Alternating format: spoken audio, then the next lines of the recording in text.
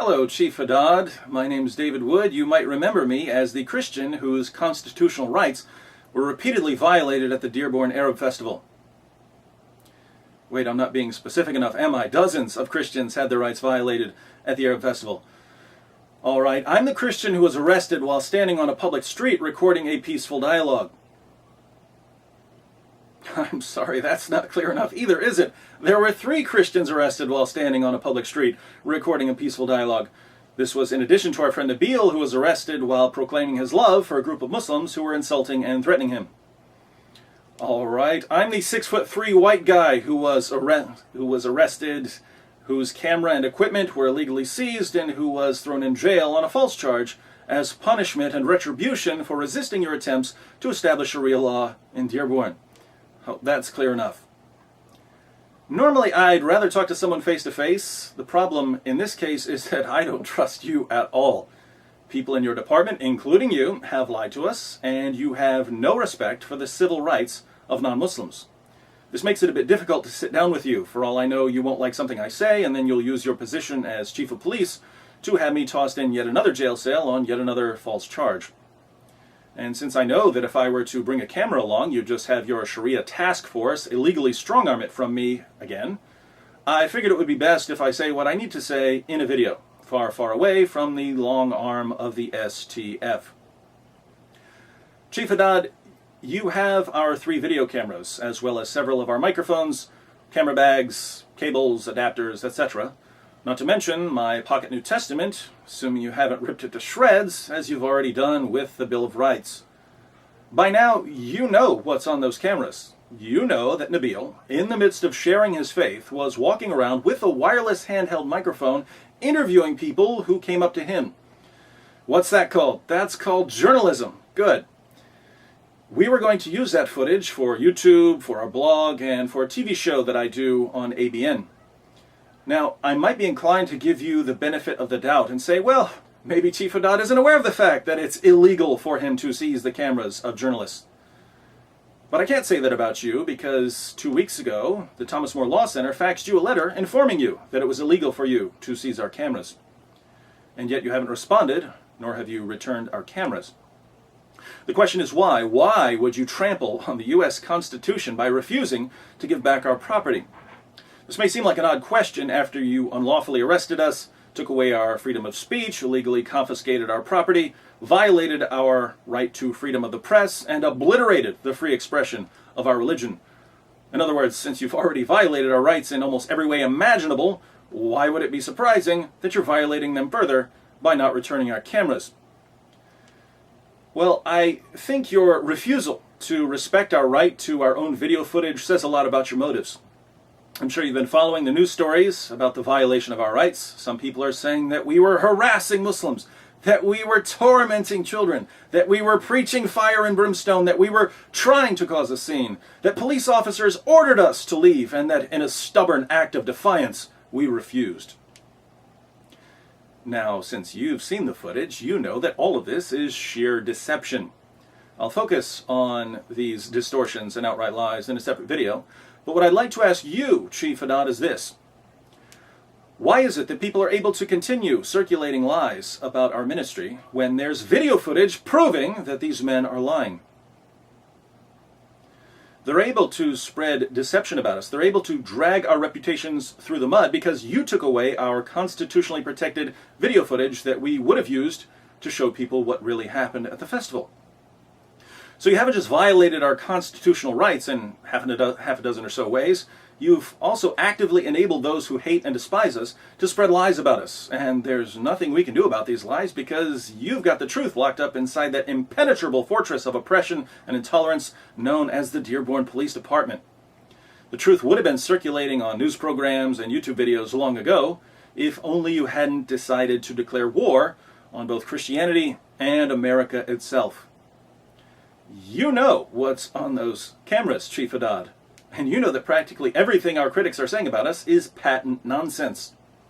And so it seems that the reason you're refusing to return our cameras is that you want people to lie about us, in which case your hatred of Christians, your contempt for our rights, and your corruption are all the more evident. Chief Haddad, I know that the footage on those cameras is going to embarrass your department when people see what really happened at our arrest. Many people are going to be exposed as liars when the world sees Nabil Qureshi peacefully sharing his beliefs with Muslims who approached him, and the rest of us calmly recording the exchange. That's not the version of events you want circulating, but that's what actually happened. You know it, and I know it. But I want America to know it.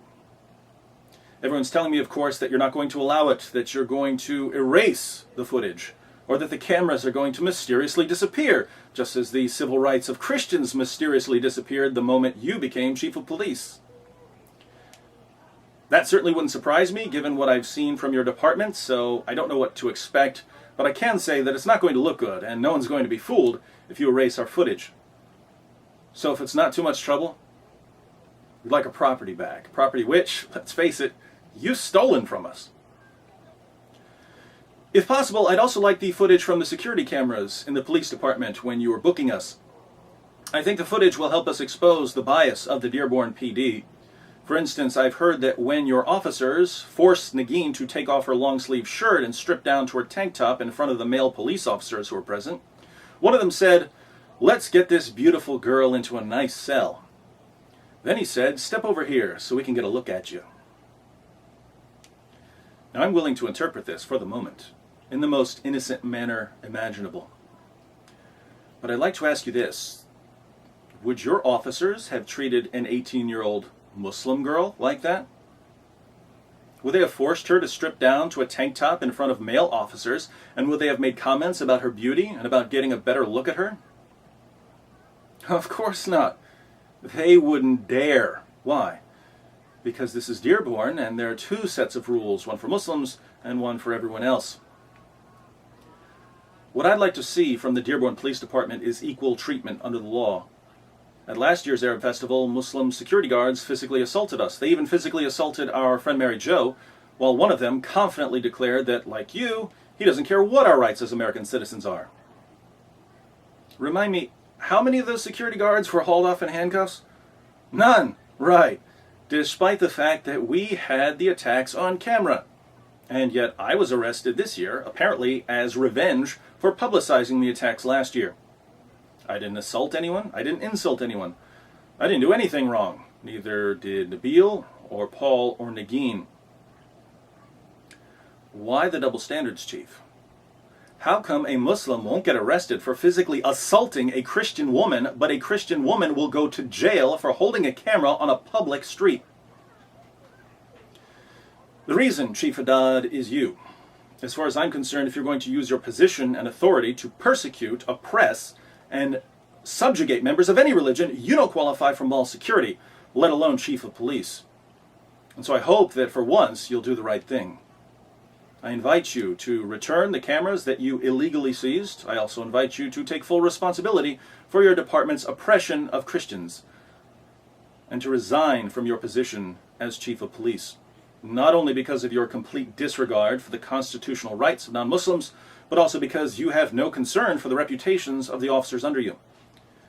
You send them out to persecute Christians, and some of them don't want to persecute Christians. How do I know? Some of them told us. And yet they have to follow your orders. But when I put up a video showing them harassing Christians for handing out Bibles or arresting people for having a peaceful discussion, they're the ones who look bad. All because they're taking orders from you. So you're throwing your fellow officers under the bus, and you don't seem to care as long as you get to continue your campaign of reducing Christians to dhimmi status. Your officers also know that you refuse to give back our stolen property because you're trying to avoid the consequences of your illegal activities. They know you're corrupt, and I have no clue how you can hold your head high among them. You have no business being a role model for other police officers, Chief. Well, not in America. I think you'd fit right in at a police station in, say, Iran, which seems to be the template for your work in Dearborn. Finally, based on your irrational hatred of Christians, a hatred which causes you to lose all concept of right and wrong whenever someone so much as thinks of handing out a gospel tract, I'd recommend some professional help, or at the very least, some anger management classes.